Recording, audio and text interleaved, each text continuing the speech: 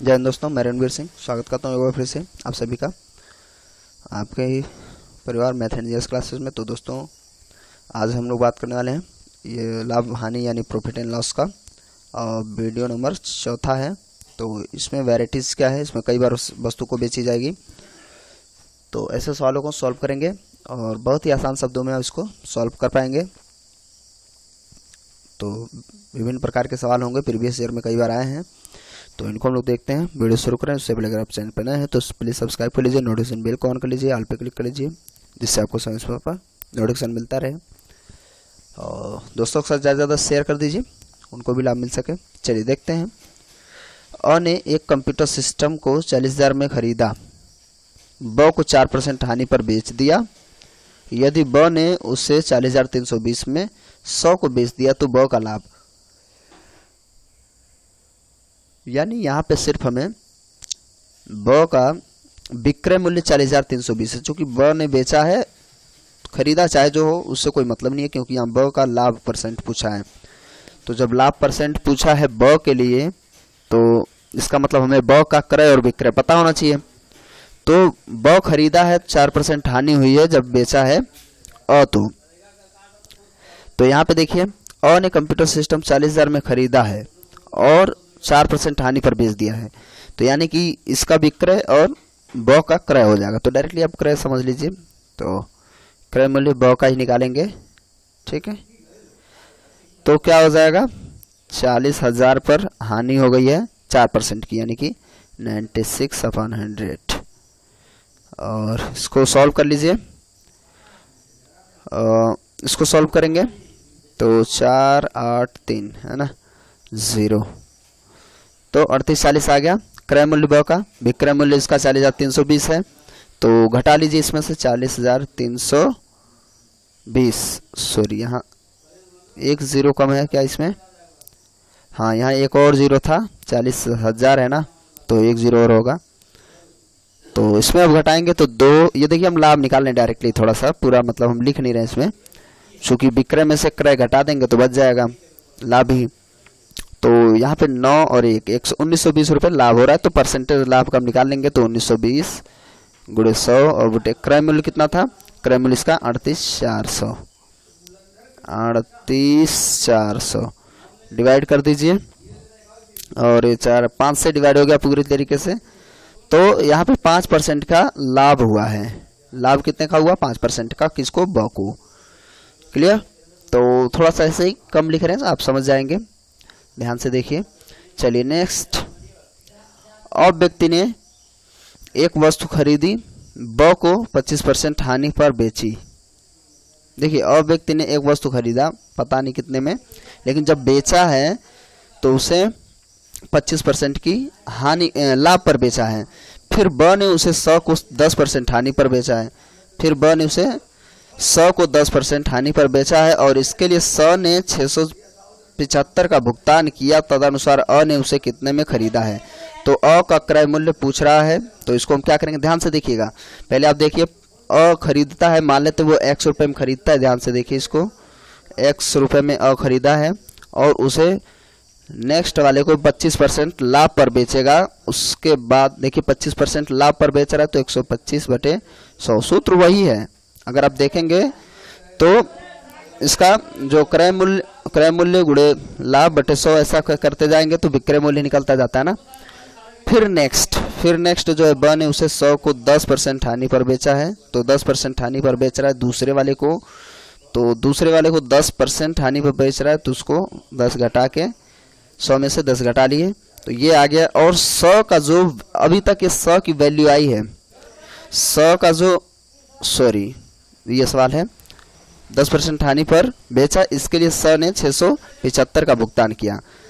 तो 675 का भुगतान किया, तो 675 यहाँ पे लिख लीजिए।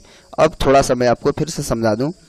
यहाँ ए का जो मूल्य है, क्रय मूल्य, वो X है, और वो जब बेच देगा 25% लाभ पर, तो वो जो, तो यहाँ ये टोटल मिला के X ए का विक्रय मूल्य हो चुका होगा, लेकिन ब का यानी कि बी का क्या हो जाएगा, ये क्रय मूल्य हो जाएगा। ये दोनों चीज़ें बी का क्रय मूल्य। और जब बी 10% की हानि पर बेचेगा, चूंकि बी का क्रय मूल्य है 10% की हानि पर बेचेगा, तो उसको क्या है, तो इसका तो हो गया टोटल विक्रय मूल्य, लेकिन सी का टोटल सी का जो हो जाएगा वो यानी कि 100 का क्रय मूल्य हो गया। और उसने साफ साफ कहा है कि 100 जो है 675 रुपये का भुगतान करता है, यानी कि 675 में खरीदता है। तो यही हमें समीकरण यहाँ पे बराबर करना था, हो गया। ठीक है, बस इसको आप सॉल्व कर लीजिए। यहाँ 0 से 0 डिवाइड कर दीजिए, यहाँ 5 से डिवाइड कर दीजिए जैसे भी, और फंसते हैं 15, और कुछ बचा है 4 और 10 बचा है। 9 से डिवाइड कर दीजिए, 9 कम 9, 9 पच्चे 45, 15 चक्कू 60, ये इधर गुणा हो जाएगा। ठीक है, 15 चक्कू ये वाला 4 जो था यहाँ वाला, 15 चक्कू 60 और ये वाला 0, 600। 600 रुपये का क्या आ गया, ये 600 एक्स की वैल्यू आई है, ध्यान दीजिए 600 जो आया है एक्स के बराबर में आया, और एक्स का क्या है, एक्स क्या है, ए यानी अ का क्रय मूल्य है। अब उसमें क्या पूछ रहा है वो हम लोग देखते हैं, फिर समझते हैं क्या पूछ रहा है। अ ने उसे कितने में, तो क्रय मूल्य पूछ रहा था तो 600 आ गया। ठीक है, अ का क्रय मूल्य, अगर वो विक्रय मूल्य कह देता तो 600 का फिर आप उसका 25 यानी 125/100 करते फिर, है ना। तो कॉन्सेप्ट है, धीरे से धीरे धीरे मतलब समझते चलिए और कंप्लीट हो जाएगा। ऐसे कोई भी सवाल आएगा तो आप लगा लेंगे। अब देखिए नेक्स्ट दूसरे टाइप का होना चाहिए। और एक वस्तु 20% के लाभ पर बेचता है, व उसे 100 को 10%, व 100 उसे द को 12.5% पर लाभ पर बेचता है। देखिए यहाँ पे 3-4 लोग हैं, तो सर यदि द ने 29.70 रुपये मूल्य दिए हों तो अ ने उसे कितने में, सेम सवाल है, बस व्यक्ति और व्यक्ति बढ़ गए हैं। तो यहाँ पे समीकरण ध्यान दीजिए। फिर अ के बारे में पूछा है, यानी ए के बारे में, तो ए का मान लेते हैं और देखते हैं किसमें कितना बेच रहा है। लास्ट में लास्ट व्यक्ति के बारे में कहेगा। मान लेते हैं ए का क्रय मूल्य एक्स है, और यहाँ पे ध्यान दीजिएगा जब वो नेक्स्ट वाले को बेचता है तो 20% लाभ पर, फिर नेक्स्ट वाला उसे 10 और फिर 12.5% लाभ पर, यानी कि नेक्स्ट बेचते जाते हैं, लास्ट को द वाले को 29.70 रुपये से भुगतान करने होते। तो 100 की वैल्यू लास्ट में आ जाएगी, सबका हम निकालते चले जाएं तो पहले 20 फिर 10 फिर 12.5। तो x जो है 20% लाभ पर बेचेगा, सॉरी ए, तो वो b का हो जाएगा, और b जब उसे 10% के लाभ पर बेचेगा तो वो क्या हो जाएगा, 100 का वैल्यू क्रय मूल्य हो जाएगा। और जब 100 उसे 12.5% लाभ पर बेचेगा तो वो डी यानी द का क्या हो जाएगा, क्रय मूल्य। और इन टोटल का क्रय मूल्य कितना है, इन सभी का जो क्रय मूल्य है वो 29.70 रुपये है, यानी कि लास्ट वाला जो 29.70 रुपये से भुगतान करता है। तो ऐसे देखिए, ऐसे कुछ करना नहीं है, समीकरण ऐसे बनाना है। तो ए ने मान लेते हैं 100 रुपये में खरीदा और 20% लाभ पर बेचा, तो वो बी का क्रय मूल्य हो गया। बी खरीद चुका है तो वो बेचेगा सी को, तो वो सी का क्रय मूल्य हो गया। सी खरीद चुका है, फिर वो नेक्स्ट बेचेगा डी को, तो वो डी का क्रय मूल्य होगा, और डी का क्रय मूल्य इतना दे रखा है। क्लियर। तो बस सब सॉल्व कर लीजिए फटाफट, ये डिवाइड कर दीजिए, 0 का कोई मतलब भी नहीं रहेगा, खत्म।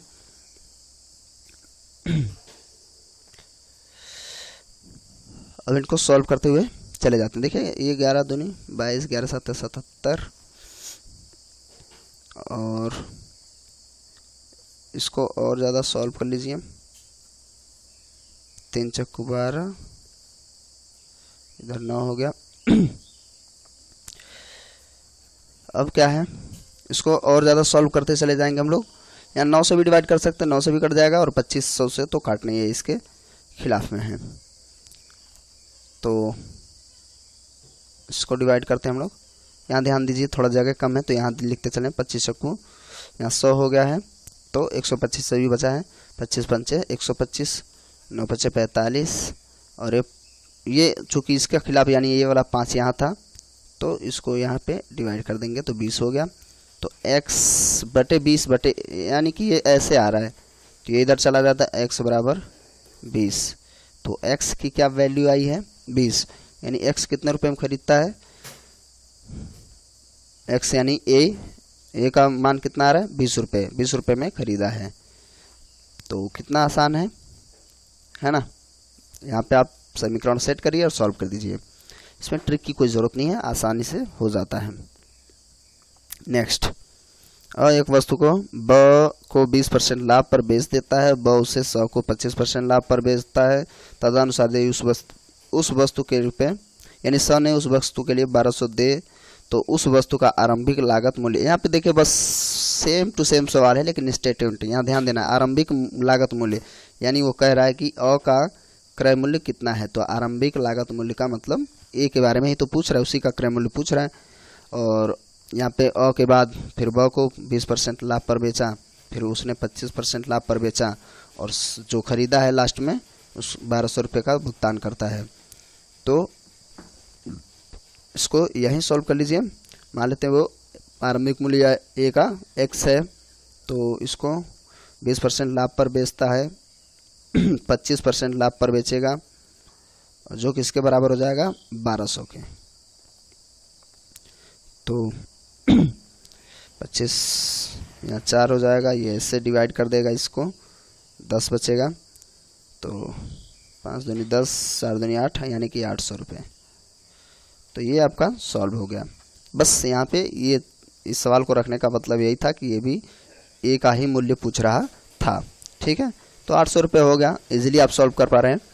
नेक्स्ट देखते हैं, और लास्ट है ये, ध्यान से देखिएगा, ये थोड़ा सा अलग होगा, सारे सवाल थोड़े थोड़े अलग होते हैं। तो ये है, अ ने ब को 4800 रुपये में, यानी 4800 में एक घोड़ा बेचा, जिस पर उससे 20% की हानि हो गई है।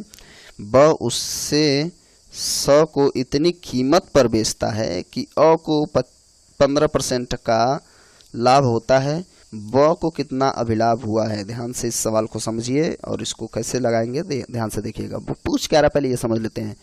अ ने ब को 4800 रुपये में घोड़ा बेचा है, ठीक है, बी का क्रय मूल्य 4800 रुपये हो गया, ठीक है।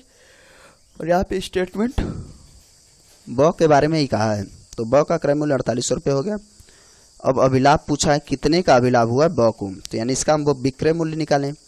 उसके लिए आगे भी कंडीशन दे रखा है कि ब उसे इतनी कीमत पर बेचता है कि अ को अब ऐसा नहीं कि ब को इतना लाभ होता है तो तुरंत हम निकाल लेते हैं ऐसे तुरंत, है ना, कि इतने का उसको लाभ हुआ तो पता चल जाता। लेकिन कंडीशन थोड़ी सी अलग है, ये इसका लाभ इसमें इंक्लूड करना है। पता नहीं कितना लाभ है, वो अ का 15% निकालना है लाभ, ठीक है, और ब का कितना परसेंट होता है वो मतलब नहीं है, यहाँ पे कितना लाभ होता है टोटल वो बताना है। तो इसको बड़ा ध्यान से समझिएगा।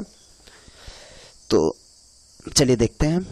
देखिए यहाँ पे क्या है, ए का जो क्रय मूल्य था वो क्या है 4800 रुपये, सॉरी ए का क्रय मूल्य हम निकालेंगे, वो तो बेचा है। ए का क्रय मूल्य, ये देखिए ए का विक्रय मूल्य था, ये ध्यान से देखिए, ए ने अ ने ब को 4800 रुपये में एक घोड़ा बेचा, तो इसका हम क्रय मूल्य निकाल लेंगे, जिस पर उसे 20% की हानि हो गई है। तो हानि निकाल के आप क्या करेंगे, इसका क्रय मूल्य प्राप्त कर लेंगे। तो क्रय मूल्य बराबर सूत्र से आप सॉल्व कर लेंगे, क्या हो जाएगा विक्रय मूल्य और गुणे 100 बटे परसेंटेज में हानि है या लाभ है तो उसको 100 में से घटाया बढ़ा लेंगे, जैसे हर बार कर रहे हैं। तो 20% की हानि हो गई उसको, तो 8 संग 48, यानी कि वो 6000 का उसका क्रय मूल्य था ए के लिए। अब ए को 15% का हमें लाभ चाहिए, 15% का लाभ चाहिए ए को, ठीक है, ए के क्रय मूल्य पर। तो इसका 15% लाभ आप निकालेंगे, ए का ही 15% लाभ। तो क्या करेंगे, सबसे पहले आप यहाँ पे जो उसका क्रय मूल्य है वो गुणे लाभ जितने का कमाना चाहता है वो बटे 100, हर बार यही कर रहे हैं हम लोग। तो फिर आ जाएगा ये, तो 6 पंचे 30, ये वाला 0 यहाँ लिख लीजिए, 6 कम 6 और 6 3 9, 6 कम 6, ठीक है। तो इसका हो जाएगा 6900 रुपये ए का 15% लाभ पर, अब हमें ध्यान देना है कि ब को कितना, चूँकि बेचा को कौन है यहाँ पे, ए के 15% पर ब ही बेचा है, यानी कि बी। तो ब का लाभ सिर्फ पूछा है, तो उसका लाभ क्या है, तो उसी का विक्रय मूल्य है 6,900। यहाँ थोड़ा सा ध्यान से फिर से समझ लेंगे कि वो आखिर वो, और उसका क्रय मूल्य कितना है 4,800 रुपये। तो बस यही पूछ रहा है कि उसका लाभ क्या आया है, तो 2100 रुपये है ना। तो 2100 रुपये, सॉरी 21,000 है, यहाँ पे थोड़ा सा ज़्यादा टाइपिंग हो गई है ना, 110 सब में ज़्यादा है, तो 2100 रुपये हो जाएगा। तो ध्यान से समझिएगा, ये जो कह रहा था कि ब उसे इतनी कीमत पर बेचता है कि अ को 15% का लाभ होता है, तो जो ब का विक्रय मूल्य होगा वो अ के 15% विक्रय मूल्य के बराबर होगा, सीधी सी बात है। तो और फिर यानी कि अ का विक्रय मूल्य 15% लाभ पर और ब का विक्रय मूल्य वो बराबर होंगे, तो इसलिए अ का जो विक्रय मूल्य होगा 15% पर वो ब का भी होगा, तो ब का क्रय मूल्य इतना है, तो हम लोग घटा के इसको इतना फाइंड कर लिए हैं। तो ये सवाल ठीक ठाक है, इसको ध्यान से समझिएगा। तो कैसा लगा वीडियो आप कमेंट करके ज़रूर बताएंगे। मिलते हैं अगले वीडियो में, तब तक के लिए नमस्कार, जय हिंद, जय भारत।